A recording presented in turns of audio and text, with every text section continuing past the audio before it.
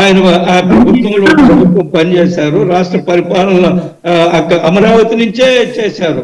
కొంతమంది అమరావతిని ఏదో నేను నడుస్తూ పోతుంటే నాకు శ్మశానం కనిపిస్తుందని ఒక పెద్ద రాజకీయ నాయకుడు అన్నాడు. అంత అనుభవం గల రాజకీయ నాయకుడు ఆ వ్యాఖ్యలు ఎట్లా చేస్తారు? శ్రీకాంత్ గారి దగ్గరికి వెళ్దాం. వాళ్ళు ఏమనుకుంటున్నారో అదే మీరు శ్మశానం అసెంబ్లీ ఆంజనేయ రెడ్డి గారు ఒకసారి శ్రీకాంత్ గారి దగ్గరికి వెళ్దామండి.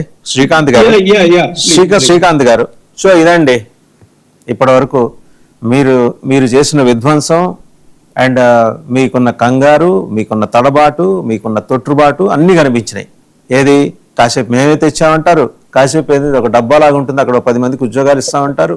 తీరా చూస్తే 1,00,000 ఉద్యోగాల కల్పన జరగబోతోంది. ఇవాళ మీరు కళ్ళల్లో నిప్పులు పోసుకొని జనం మధ్యకి వచ్చినా ఎవరు మిమ్మల్ని నమ్మే పరిస్థితి లేదు అని కూటమి నాయకులు అంటున్నారు. వసుదేవన్ గారు, మీకు ప్యానల్లో ఉన్న సభ్యులకి అందరికీ కూడా శుభోదయం. మీరు నాకు కొంచెం అడ్డం రాకుంటే నాకు కొంచెం టైం ఏంటి? పక్కగానే ఉన్నానండి, మధ్యలో లేను, మీ ఇద్దరు మధ్యలో కూడా నేను పక్కగానే ఉన్నాను. రైట్ ఏం లేదు. ఈ రోజు నిన్న పల్లా శ్రీనివాస్ గారు మాట్లాడింది చూస్తే ఒక పాత జ్ఞాపకాలు, రాజుబాబు మరి వచ్చి బ్రహ్మానందము, ఆలి, మన వేణుమాధవ్ వీళ్ళంతా గుర్తొచ్చారు నాకు ఒక్కసారి బాగా. ఎందుకంటే మనకేం లెక్క, మనకి ఇది కాదు. ఈ ప్రభుత్వంలో శంకుస్థాపనలు ఫుల్, కార్యాచరణ నిల్. ఎందుకంటే మనం గతంలోకి వెళ్దాం. శంకుస్థాపనలో కొత్త కాదు. 2014-19లో దాదాపు విశాఖపట్నంలో ఫిన్టెక్ సిటీ అనేది ఒకటి, మళ్ళీ మిడ్టెక్ జోన్ అనేది ఒకటి, డేటా సిటీ అనేటివి, ఇటువంటివి 20 శంకుస్థాపనలు చేశారు అప్పట్లో. 20, 1 కాదు 2 కాదు, ఈ రోజు చేసినట్ల 20 చేశారు. కానీ ఈ రోజు అవి ఎక్కడున్నాయని సూటిగా ప్రశ్నిస్తున్నా.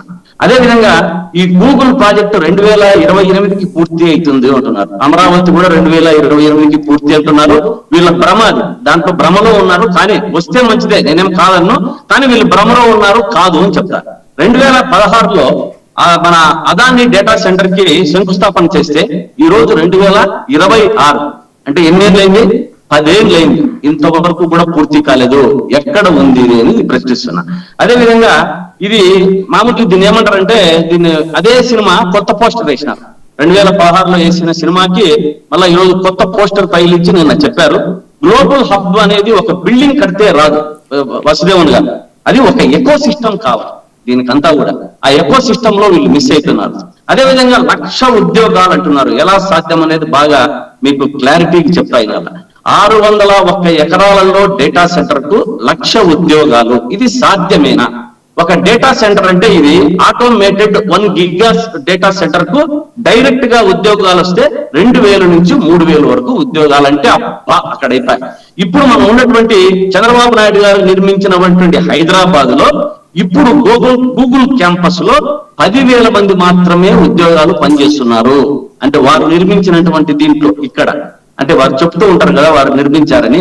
కాబట్టి 10,000 కంటే ఇంత పెద్ద దాంట్లోనే 10,000 నడుస్తా ఉన్నాయి. దాంట్లో 1,00,000 అనేది చాలా హాస్యాస్పదం. అందుకంటే రాజు అదేవిధంగా మధ్య గూగుల్ హబ్ మనం చూసుకుంటూ పోతే గూగుల్ హబ్ ఈ బేసిక్ మెలకువలు ఉన్నాయా అనేది చూసుకోవాలి. ఇక్కడ బేసిక్ ఇన్ఫ్రాస్ట్రక్చర్ కూడా లేదు దీంట్లో.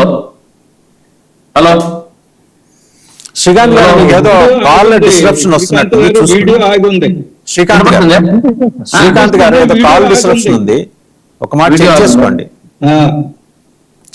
శ్రీకాంత్ గారు. చెక్ చేసుకుంటాను, మీరు మాట్లాడించండి ఒక్క నిమిషం.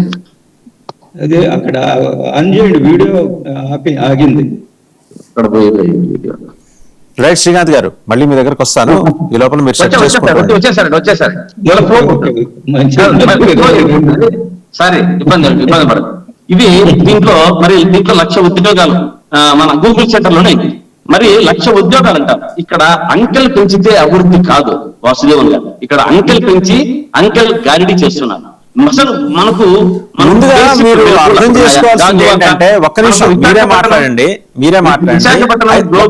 శ్రీకాంత్ గారు, ముందర మీరు అర్థం చేసుకోవాల్సింది ఏంటంటే, హైదరాబాద్ లో ఉన్న గూగుల్ సెంటర్ కి వైజాగ్ లో ఏర్పాటు చేయబోతున్న డేటా సెంటర్ కి మధ్య వ్యత్యాసం గమనించండి. దీని కాన్ఫిగరేషన్ వేరు, అక్కడ ఏర్పాటు చేయబోతున్న సెటప్ వేరు. సో ఇక్కడ 10,000 మందికి సరిపడా ఉద్యోగాల కల్పన అయితే జరిగింది కదా, చంద్రబాబు గారు చేశారని మీరే స్వయంగా అంగీకరిస్తారు. చంద్రబాబు నేను చేశాడని వ్యంగ్యంగా చెప్పానండి. చంద్రబాబు గారు ఊరికే చెప్పుకుంటా చెప్పారు మీరు, వ్యంగ్యంగా చెప్పారు, మీరు హంబుల్ గా చెప్పారు, మీరే చెప్పారు 10,000 మంది ఉద్యోగాలకి వ్యంగ్యంగా వాళ్ళు చెప్పారు కదా అనుకుంటా చెప్పారు. అంటే వారు అన్ని వాళ్ళే కదా.